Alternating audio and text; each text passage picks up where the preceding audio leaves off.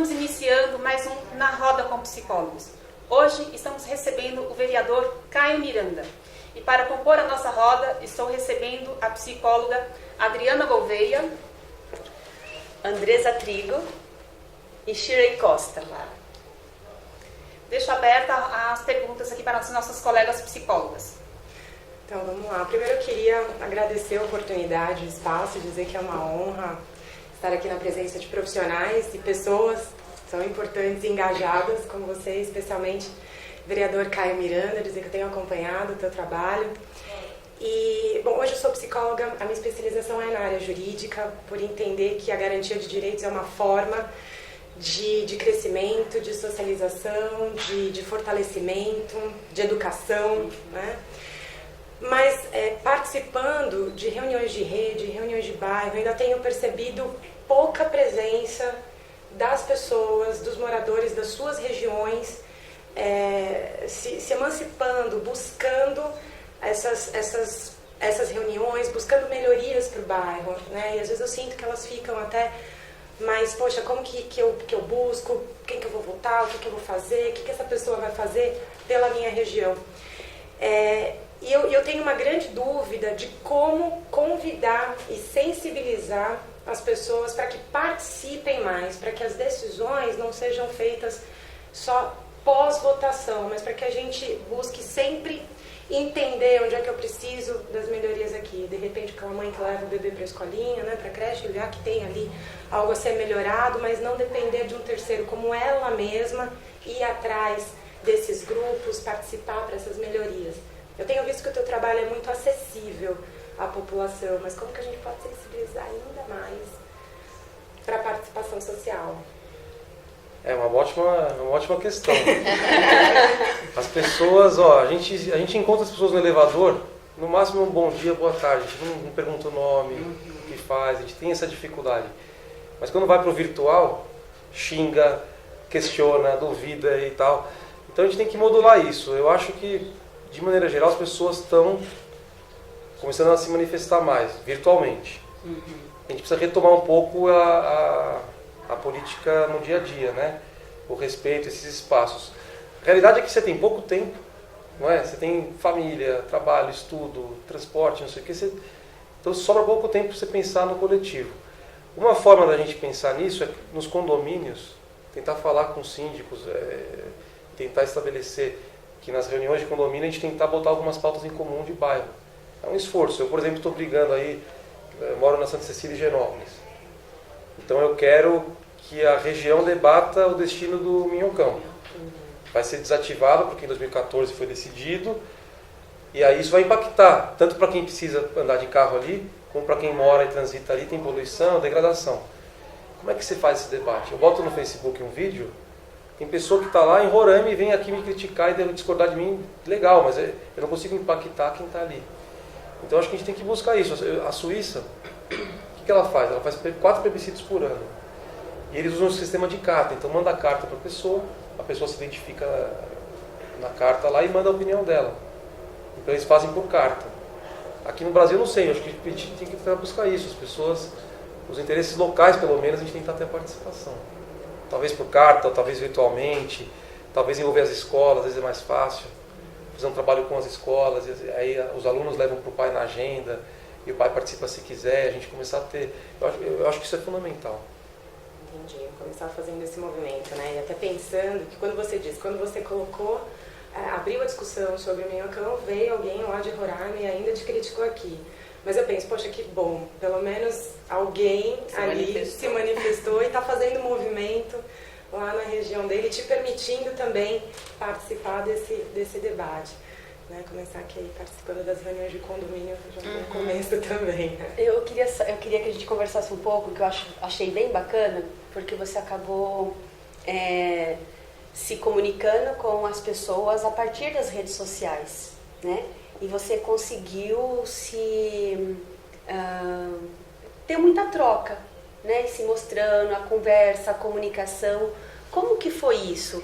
Se você pode contar um pouquinho pra gente da importância da rede social sendo utilizada para um fim que é extremamente necessário. Então, por exemplo, um pouco nessa linha, a gente não vê divulgação, ou se vê muito pouco das prefeituras ou das câmeras sobre projetos sociais, sobre programas gratuitos voltados para a população. E existem muitas coisas. Outro dia, ano passado, eu fui convidada para dar uma palestra no Outubro Rosa para falar sobre câncer de mama. E eu estive num espaço onde era oferecido ginástica, yoga, luta, trabalho social, arte, que as moradoras elas poderiam fazer, né, a arte e vender. E o recurso era utilizado para a casa dela, com base num cadastro da prefeitura. Falei, gente, mas onde que estava escrito isso? E onde que tem essa divulgação? Onde que tem essa divulgação? Porque tem um monte de gente que faz tricô em casa, crochê, coisa e tal. E isso é pouco divulgado. E as redes sociais, foi o que você falou. As pessoas não se manifestam ali no dia a dia, não falam bom dia no elevador, mas na rede social ou atrás do volante, né? Esbraveja, fica bravo, ri, né? Faz piadas nas redes sociais, um monte de memes pra lá e pra cá. Então acaba ficando muito escondida dentro de casa fazendo esses movimentos. Como que foi isso pra você? Você se relacionar com o seu público, né? Se reeleger, se candidatar, se mostrar e falar, putz, eu acho que eu tenho algo para oferecer para essa população, eu vou encarar esse desafio. Porque hoje é um desafio, né? A política pública, né? As políticas de modo geral. Como que foi isso? Você pode contar, assim, resumidamente, como que aconteceu esse movimento? Então, a gente vive um momento que o Brasil clama por renovação. Só que o sistema político ele é feito para não renovar. Porque você tem sempre muitas candidaturas para poucas vagas. E quando você tem muita candidatura, vou dar um número para vocês, 55 vagas de vereador em São Paulo. 1.300 candidatos. 40 dias de campanha. Como é que 1.300 candidatos em 40 dias convencem 8 milhões de eleitores a votar? É dificílimo. Então aqueles que já estão no mandato têm uma vantagem. Eles já têm 4 anos de trabalho, apareceram na mídia, fizeram alguma coisa. Conheço de uma certa forma. Então esses aí já largam na frente. Aí para um novato como eu, que saí totalmente desconhecido total, para conseguir ter 23.459 votos, que eu não conheço tudo isso de gente, nem metade disso, talvez nem um quarto disso, só com as redes sociais. Então eu acredito que as redes sociais, elas propiciam que pessoas com menos condição, sendo criativas, produzindo um bom conteúdo, consigam furar o bloqueio, mas não é fácil. Não é fácil. Eu não sei se eu consigo me manter na política com as redes sociais. Eu vou tentar, mas se não der paciência. Mas eu sou franco, porque eu não sei quem votou em mim. Todo mundo. Então, como é que eu acredito? Acho que as pessoas têm que entender que hoje a rede social ela é um espaço de audiência. Concorre com a TV, com o rádio, com tudo. Então, para você ter audiência, você tem que ter qualidade no conteúdo. Você tem que definir um público-alvo. E aí você vai ter que construir isso. É um processo. Um youtuber não nasce da noite para o dia. Começa com um canal fraco, com crítica, o pessoal trocando ideia, ele responde as perguntas, aí vai melhorando, compra uma máquina melhor, faz um curso de edição, vai fazendo. Se eu olhar todos os youtubers, eles aprendem. Tirando o Whindersson Nunes, que é um caso à parte, que vem lá do interior do Piauí, fazendo palhaçada e cresceu, é um cara inteligente, é um humorista, na verdade. Sim. Um youtuber mesmo, alguém que vai falar de psicologia no YouTube, nutrição, é um processo. No meu caso, o que eu fiz? Eu falei, gente, eu tenho opinião política, e quero ser candidato. Eu preciso testar se o que eu falo tem repercussão. Então eu criei um canal e comentava. Na época era o impeachment da Dilma e tal. Depois veio o Haddad. E o que eu optei por fazer? Eu falei, eu vou ser crítico àquilo que eu discordo com respeito. Embasando, dizendo por que eu estou dizendo aquilo, qual é a minha fonte. Se você discordar, beleza, mas eu não estou te xingando. Eu não quero que você me xingue. Então essa é a minha linha, dialogando. Então esse é o caminho que eu quero trilhar. Então eu saí dessa coisa, o cara que é petista fanático, o cara que é Bolsonaro fanático, ele já está tão no ponto de debate, de trocar a porrada, que se você discorda dele, já fala, se ele discorda é porque ele é aquilo. E aí você... Então é isso, é um processo de... Assim, as redes sociais foram fundamentais para eu chegar na política, elas são fundamentais para eu prestar contas do mandato, mas eu não sei se elas são suficientes para eu me manter na política. Eu percebo que é um trabalho de quebra-pedra, né, Caio? Porque as redes sociais eu percebo que assim, ela tem dois viés, né? Tanto para uma ascensão quanto para você para uma cair mesmo. E eu percebo que as pessoas nas redes sociais elas procuram muita desculpa, perdão a palavra, mas muita desgraça. E quando você traz algo produtivo, pouco elas se dedica a parar para ler, para observar.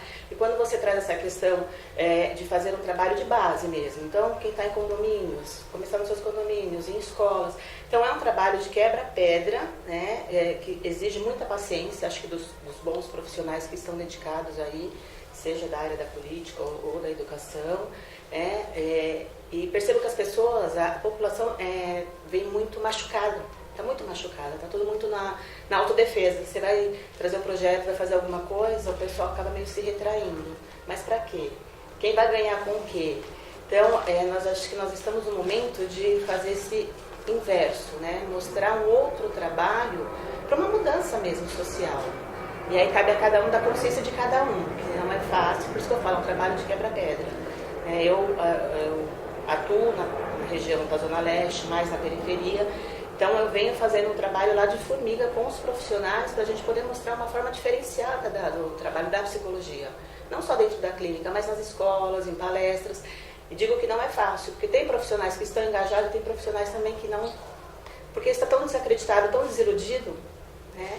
E, claro, a gente não vai mudar a sociedade, a consciência das pessoas de uma hora para outra. É um processo de reeducação. Reeducação, exatamente. Vereador, é uma pergunta. É muito difícil se mudar a cultura de um povo, leva décadas. E a gente vê muitas pessoas, ano de eleição você vai nas urnas, deposita lá o seu voto, e se depois você voltar e perguntar qual vereador você votou, Não se sabe, não sabe quem é. A pessoa não lembra mais. Como mudar essa cultura? É difícil, a gente tem que mudar. Eu acho que está mudando um pouco já. Eu acho que desde o impeachment para cá, aquela polarização que o Brasil viveu, o Michel Temer, hoje ele não tem apoio nem de quem votou na Dilma, se ele é a vice da Dilma, mas quem votou na Dilma não apoia ele, e quem votou no Aécio ou na Marina e outros candidatos também não apoia ele, então ele não tem apoio de ninguém. Ele só tem apoio, talvez, dos políticos bandidos que estão em Brasília. Então falta uma liderança política, e é por isso que fica uma terra arrasada, e as pessoas estão descrentes, então esse medo de abstenção, votar nulo e tal, ou votar por protesto em alguém que é capaz de destruir o sistema, que eu... Para mudar isso, a gente tem que fazer as pessoas enxergarem que o político ele é uma pessoa como qualquer outra. Ele só está lá porque foi votado. Então o voto tem valor, a pessoa tem que enxergar que tem valor. A pessoa em situação de rua e o Lehman da Ambev tem o mesmo voto, é um só. A hora que a pessoa entender isso, ela tem que ter um outro processo que é, uma vez que você vota em alguém e o cara a mulher ou o homem te decepciona, o político te decepciona, a culpa não é sua, é dele. E aí você muda, você cobra. Então a gente estava conversando antes aqui, do programa iniciar, a Câmara de Vereadores votou um pacote de benefícios lá para a Câmara. Eu, na época, adotei a estratégia de tentar obstruir a sessão. Então eu falei, não quero votar. A pauta inteira estava errada, eu não queria votar. E a gente barrou o projeto do TCM, barrou um outro lá de compensação, mas o da Câmara passou. Os meus eleitores, ou quem me segue, veio na rede e me cobrou. Por que você não votou? Eu expliquei. Pô, mas a próxima vota contra, mesmo que... Eu falei, vocês acham que é o melhor? Então tá bom. Veio agora do TCM e eu votei contra. Foram 6 votos contra e passou que nem faca quente na manteiga. Então o que acontece? Às vezes as pessoas estão querendo mais que você represente mesmo, seja a voz, mesmo que minoria, que não vai mudar. Eu entendi isso e mudei, mas o que eu achei legal? A Câmara, o presidente da Câmara, quando virou prefeito por alguns dias, ele foi lá e vetou o benefício mais absurdo, lá que era um bônus de R$15 mil para os caras que mais ganham. E ele fez isso porque a pressão foi tão grande das pessoas, a imprensa e tal, então já deu um resultado, ou seja, a insatisfação está chegando. O político já não consegue se esconder na ostra, como uma ostra ali. Acho que as pessoas têm que ter isso, permanentemente de olho, lendo o jornal, cobrando, porque os políticos estão percebendo que não dá mais para aquela coisa de só na época da eleição vir pedir voto. Caio, mas você acha que é possível ainda assim as pessoas acreditarem na política? Eu acho que a gente vive um momento onde as pessoas falam, não tem quem votar, tá difícil, né? Não gosto de A, de B, de C. Enfim, como é que a gente pode acreditar e fazer uma mudança efetiva, né, na política para que as pessoas vejam que é possível? É difícil pra caramba, eu vou falar pra vocês, eu não imaginava. Eu acho que a pergunta é, Caio, como limpar, como fazer fazer, né, uma limpeza geral na política. Por onde começar? Dá pra fazer essa limpeza? Você vai conseguir, Ser né, político fazer no isso? Brasil de hoje, acho que é a posição mais difícil que tem. Porque você tem que o tempo todo provar que você não é ladrão, que você não é picareta, que você não é corrupto, que você não é... Tudo que a imagem do político virou. E aí não sobra tempo para poder exercer o que precisa exercer. E quando exerce é obrigação, não fez mais que a obrigação. E aí é difícil, mas eu acredito que dá. Eu acho que dá. Se você olhar os números das pesquisas, você tem ali um bloco considerável de 30% a 40% que não quer votar em ninguém ou que está indeciso. E nesse bloco a maioria é mulher. Então o que eu enxergo? Eu enxergo que de fato falta liderança, falta alguém inspirando o povo a acreditar, mas vai acontecer na eleição. Eu acho que as pessoas vão escolher, na hora do vamos ver. Pensa assim, escolher presidente não é salvador da pátria. O cara, a mulher ou o homem que for eleito presidente da República vai ter que sentar no dia 1º de janeiro e conversar com o Congresso, que vai ser em grande parte o mesmo que está aí. Então não tem mágica.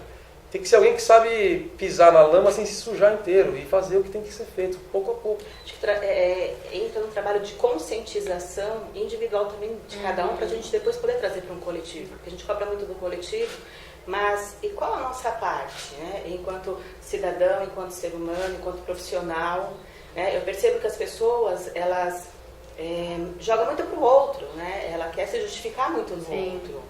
Né, as suas derrotas, as suas frustrações. Nós temos a questão do social, mas é a questão interna nossa de cada um. Né? Como que cada um está se posicionando? Como cada um está parando para se perceber? Como você trouxe uma questão de um trabalho bacana que é feito, mas pouco talvez é visto. Então, às vezes as pessoas fazem trabalhos muito bacanas, mas às vezes fica fechado, ou por medo, ou por insegurança, ou por às vezes não ter um apoio, né? Ou não ter parcerias. Então, são várias coisas que eu penso que precisam ser revistas também, né? Então, a gente cobra muito, mas e o que eu estou fazendo também? O que eu estou me doando? A pessoa tem que saber, ela tem que ter... A gente tem que informar a pessoa, essa que é a verdade. Então, educar. A rigor é isso, assim, você tem que explicar. Então, o que é uma emenda parlamentar? O que é uma emenda constitucional? O que é uma licitação? Tudo são coisas difíceis, que a pessoa lê, improbidade, são palavras que a pessoa nem sabe o que é. Exatamente. A gente tem que explicar, eu tenho esse esforço de ficar explicando. Eu vou lá e explico, aí o cara vai lá e não entendeu nada. Outro dia eu fiz um vídeo explicando que o voto de São Paulo vale menos que o de Roraima, por exemplo. Roraima tem 500 mil habitantes, o estado inteiro. E tem 8 deputados federais, porque a Constituição diz que o mínimo que um estado pode ter são 8.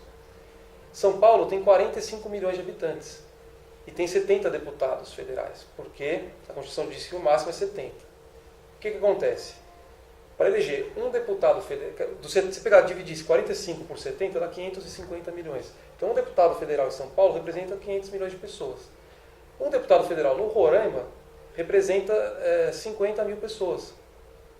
Representa menos que um vereador na capital. Então isso gera uma distorção que é errada, porque o Senado já são 3 por estado, independente da população. Então o Senado é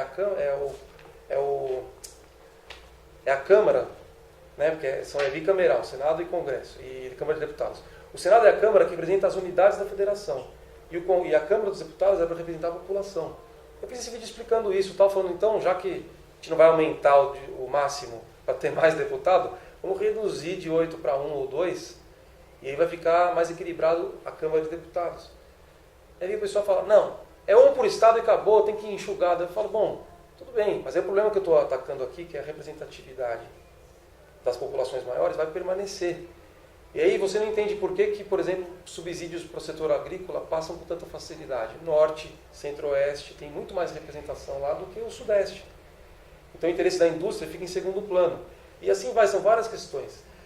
Aí eu faço o vídeo explicando.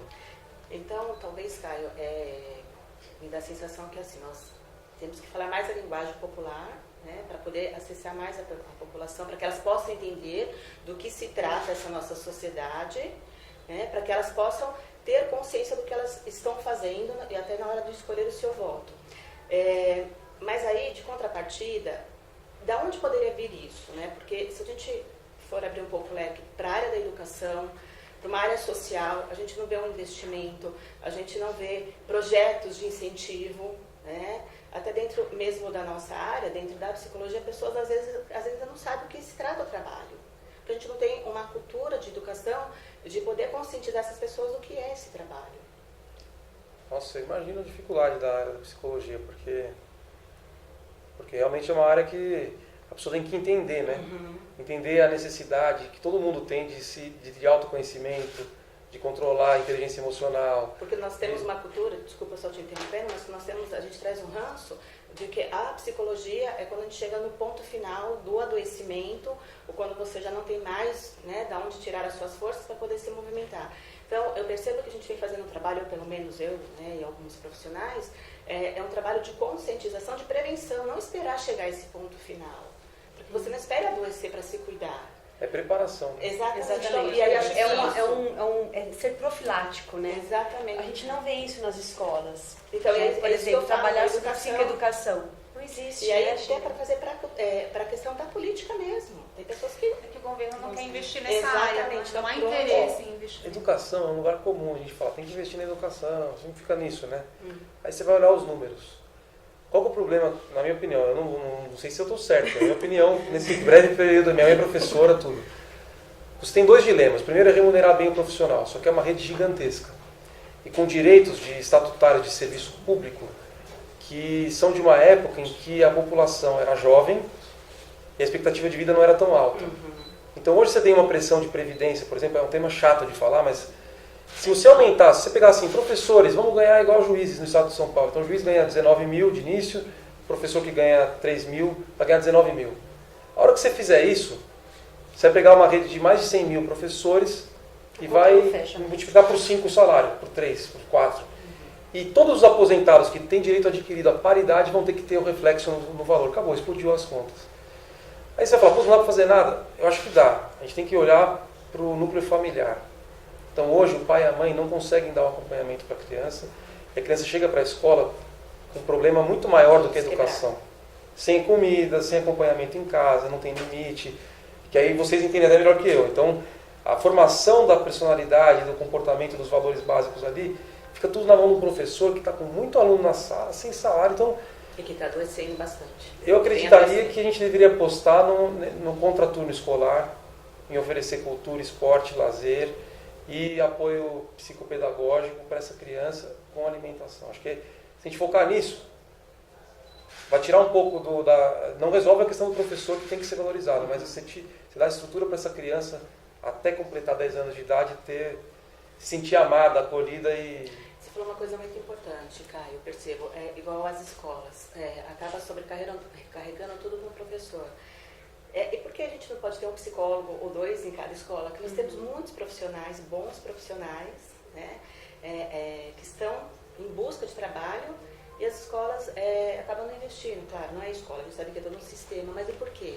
Né? Não talvez pensar também nessa possibilidade. Assim como a própria saúde. Exatamente. A gente tem visto poucos profissionais específicos, né? Fonoaudiologia, tive um caso esses dias que a gente precisou pedir via Ministério Público algum fonoaudiólogo dentro da rede pública para atender algumas crianças com a demanda da dicção, enfim. Então, tem algumas especialidades não têm sido, não aparecem com tamanho proporcional para atender a população dentro da saúde. E a pergunta agora que vem, que eu não tenho como deixar de fazer, aproveitar, né, o vereador, dentro da sua proposta de trabalho, esses temas, eles estão, né, incluídos, né, porque agora você está, né, com as psicólogas, a gente vai precisar, né, dar um jeitinho e tal, pedir para que se não esteja, né, para você tentar incluir. Acho que a ideia não é de alguma forma bombardear, mas poder trazer um pouco dessa nossa realidade, que nós estamos vivenciando desse outro lado também, né? São muitas demandas. Eu acho que só para concluir esse pensamento, até porque hoje essa geração, o maior problema que a gente enfrenta é questões emocionais. Exatamente. Né? É uma geração muito inteligente, que aprende tudo no tablet, vendo no aplicativo, mas só que emocionalmente eles são muito frágeis. Então, assim, ouvir um não, acabou o mundo, né? Não quero mais viver, enfim. Então, a gente sente o quanto, se for investido lá atrás, a gente vai ter uma geração mais fortalecida. E talvez mais Isso é uma pronta para base. conseguir fazer essas avaliações que você fica ali explicando, né? Na câmera, como é que faz para votar, qual que é a importância, representatividade, como é que a gente vai eleger alguém, pra gente sair um pouco dessa mesmice de achar que, poxa, eu vou votar no Caio? Não, porque ele vou vai votar no ficar Caio, igual né? o outro que Quem tá é o sem Caio? Já ajuda. tá lá, já é Quem é mais o um. cara? É, Tem que mais ser. um. Então a gente acaba ficando desacreditado, né? O político coisa hoje tem é que muito ser desacreditado. Não, a transformação tem que ser Então isso tem que ser trabalhado muito Eu antes, acho que é um trabalho né? de Na base, onde vai educação. iniciando e tá, fazendo essa e aí- construção juntamente com esse crescimento deste indivíduo, para quando ele chegar numa fase adulta, ele ter uma Ele visão, poder questionar, uma né? concepção de vida Refletir. diferenciada e sair desse estigma Mais que vem maneiro. carregando. Né? Olha, a gente tem que, assim, o parlamentar ele tem uma certa limitação. Tem certas leis que eu não posso propor. Eu não posso propor, por exemplo, a rede de ensino agora vai ensinar inteligência emocional. A competência disso é do secretário de Educação, indicado pelo prefeito. Então, se propuser uma lei nesse sentido, vai ser simbólica. Vou autorizar, ele faz se quiser. E daí tem que passar pelos projetos de lei, passar pela Câmara, Tem, toda tem que ter orçamento, Tá. tem o Conselho da Educação que vai aprovar o currículo, tem toda uma estrutura. Então, tudo que envolve educação, eu acho difícil você mexer vindo do Legislativo. O que a gente pode fazer é, através de emendas parlamentares, apoiar projetos que trabalhem em apoio, suporte da rede de ensino. Entendeu? E sempre que a gente regionalizar, então você pega uma região de cidade Tiradentes, por exemplo, que é um universo particular que você consegue isolar os fatores e ver o progresso.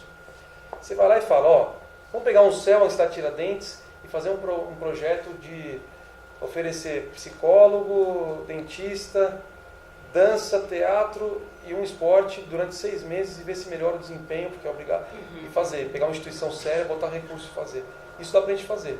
Bacana. Agora, uma lei que obrigue, eu não consigo. Então, mas isso que eu falo, começar na base. Se a gente começar Pequenas pelos pequenos ações. núcleos, exatamente. Pequenas ações núcleos. que abrem, assim, nossa, realmente é um caminho, né? Importante. O psicólogo, o dentista fez diferença, enfim, o quanto esses números, né? O quanto eles evoluíram, acho que... No Que é pequenos fato que vai núcleos, ser trabalhos positivo. sérios, que acho que vai dar um impacto. Gente, o papo está bom, mas eu preciso encerrar. Vamos ouvir só a resposta do vereador, né? Porque o vereador tem uma agenda, precisa cumprir também. Então, Não, por mas favor, para mim é muito vereador. rico. Ó, você vê, um espaço desse é super incomum. Na política eu não tenho oportunidade de ouvir pessoas de outras áreas, sou da área do direito. Então eu não tenho contato com psicólogas. A questão da mulher, a questão de desigualdade de gênero, é uma coisa difícil de debater, porque confunde com ideologia de gênero. Aí vira uma coisa que não tem nada a ver com esquerda e direita, é bom senso. Se olhar os números, tem uma situação de desigualdade. Eu falo sempre isso, o cara pode ser de direita, falando do Bolsonaro. Se ele perguntar para a esposa, para a filha ou para a mãe se é legal andar num ônibus lotado, ela vai saber que não é. Porque a mulher está muito mais vulnerável a sofrer um abuso do que o homem. Isso é um ponto, é um fato, não cabe muito debate. Então como a gente faz para combater isso? É um processo, os homens têm que participar. Então esse tipo de tema a gente não consegue pôr, vira partido, vira uma guerra. Então assim, esse tipo de oportunidade tem que acontecer mais, a gente podia fazer talvez um bate-papo na Câmara, marcar. Será E ótimo. para mim é um prazer, eu acho que a gente tem muito a trocar.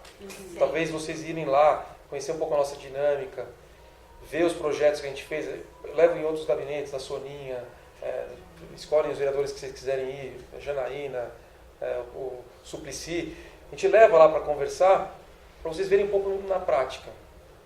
E aí, vendo lá ao nosso lado, talvez vocês ajudarem a gente a mudar, porque a hora que a gente fica isolado lá, a tendência é a gente achar que aquilo é normal, e aí daqui a pouco você está reproduzindo. Exatamente, é isso que Então, a gente precisa dessa troca. A gente tem que estar em Ver os contato dois com lados. vocês verem lá. E é muito rica essa oportunidade aqui. Sim, para finalizar, Caio, eu só gostaria que você respondesse uma pergunta, que é o que eu escuto de muita gente, até comentários, né? As pessoas reclamam muito dos políticos que lá estão e os candidatos também. Como mudar esse cenário? Porque pensa, tem um candidato A, B e C. Então a população, querendo ou não, ela é obrigada a escolher um desses candidatos. Como mudar esse cenário para que novos candidatos apareçam, consigam chegar lá e a população possa, de fato, efetuar o seu voto de forma mais confiante? Olha, é difícil, assim, no cenário que está hoje, com a regra que está hoje, acho que as pessoas têm que ter a atitude de ela escolher e não ela aceitar o que oferecem para ela. Isso é um Então, mas de que forma ela vai conseguir colocar isso em prática? Para os cargos majoritários, presidente, governador e senador, é muito fácil. Não passa de 10 candidatos. Então você tem que escolher, pesquisar. E lá, Marina Silva, o que ela está falando? o Ciro Gomes, quem do PT for, o Bolsonaro, o Geraldo Alckmin, você vê lá o que as pessoas estão falando. Aí você tem o seu critério. Para mim é importante alguém que tem ajuste fiscal. Para mim, alguém que é conservador. Para mim, alguém que defende cota. Você escolhe, é simples, são 10 candidatos. Para deputados, é uma infinidade, são mais de 1000. Então, aí é muito difícil. Então, o que eu acho que a pessoa tem que fazer é o seguinte: escolha um candidato. Não se preocupe se ele vai ganhar ou não, escolha. E aí, se ele não ganhar, você vê dos eleitos qual que se aproxima mais. Acompanha e cobra, é um processo. A gente tem que fazer isso. O poder está na nossa mão, o problema é que a gente não acredita. Entendeu? Basicamente, você tem menos de 5% dos eleitos com a quantidade de votos que é precisa para eleger. Todos dependem do sistema. Eu tive 23 mil votos, eu precisaria de 100 mil para eleger sem depender de ninguém. Quem que tem 100 mil votos? Em São Paulo, só o Suplicy e o Milton Leite. Todos os restos dependeu da coligação. Então, a pessoa tem que escolher. Vou votar nessa pessoa, independente dela ganhar ou não, porque você não tem como saber. Se ela não ganhar, eu vou ver alguém que é parecido e vou acompanhar. E cobrar. E cobrar de todos. Acho que é um processo. Se é política pública, porque é nossa e é a gente que fiscaliza junto, né? Também é a gente que participa das redes, que vai no nosso bairro, vê o que está acontecendo. Né? Então, é nossa, a gente que vai atrás dessa política também. Vamos acreditar. Vereador, mais uma vez, obrigada pela presença aqui. Quem quiser acompanhar o seu trabalho, é só segui-lo nas redes sociais, não é isso? Caio Miranda Carneiro, meu site, meu Facebook, meu Instagram. É bem fácil de achar. Caio Miranda Carneiro. E a gente responde mesmo. Todas as mensagens, tudo demora às vezes um pouco, mas pode mandar que eu estou à disposição. Muito obrigada mais uma vez. E vocês, psicólogas, obrigada. A gente que agradece. Roda de Psicólogos, mais uma vez, agradece a participação de Caio Miranda. Até mais. Até mais. Até mais.